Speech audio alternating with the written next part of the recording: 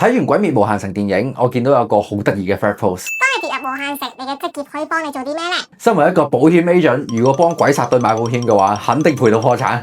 不過就用現實中高危職業人士買保險嚟做代入，大家估下以下鬼滅邊個成員可以買到，邊個係會加價，邊個係會有限額，或者邊個會買唔到呢？首先，鏟屋夫仔類，即係建築師或者繪圖員啦，佢哋徒手畫直線，簡直出神入化，呢種職業肯定受保。然後成個鬼殺隊，我覺得可以當係警察，普通警察係可以買到嘅。但係九柱就係精英中嘅精英，當佢哋係警察特別調查科，專門處理最危險嘅案件。咁現實中呢啲部門買保險咧，通常都會有限額嘅。但係鬼殺隊政府唔受認可嘅喎。咦係喎。九柱入邊有水柱啦，咁佢就有啲似消防員啦。咁消防員咧保費有機會加價嘅。咁村田咧？